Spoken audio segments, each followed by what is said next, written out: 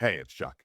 If you've known that somebody white got rich off of something that your people built and then acted like they invented it, then this one's for you. Let's dive into it.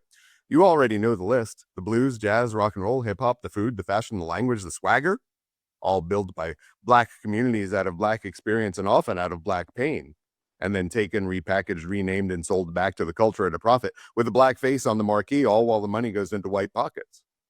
The same system that spent 254 days extracting the last bits of slave labor didn't stop when the whip was put down. It just changed what it was taking. First, it was the work, and then it was the culture that the work produced. Hell, if we look at Elvis, he got Graceland. But Sister Rosetta Tharpe poured the fucking foundation 16 years before he even set foot in a studio.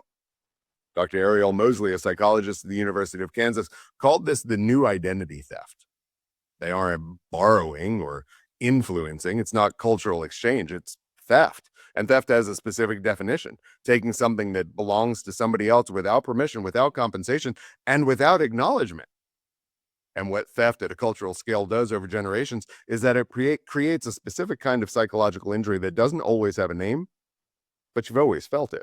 It's the thing that happens when you watch your creation become somebody else's commodity.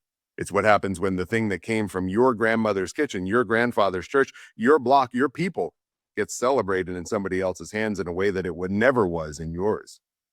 It's when the culture that kept your community alive gets used to make dominant culture wealthy, while the community that produced it stays under-resourced, undercredited, and somehow still gets blamed for not doing enough. They can make fucking sense, y'all. What makes it harder is that dominant culture doesn't just take the thing. It takes the narrative around the thing. It decides what the thing means, where it came from, who gets to be its legitimate heir. So not only is the creation gone, but the story of the creation gets rewritten too. The erasure follows the theft like a shadow. If you've ever been made to feel like you were being difficult for wanting credit, like you were playing the race card for noticing the pattern, like you should be flattered that somebody liked what your people made enough to take it, I hear you loud and clear. And I want you to know that noticing the theft is not the problem. The theft of everything that's been and continues to be appropriated is the problem.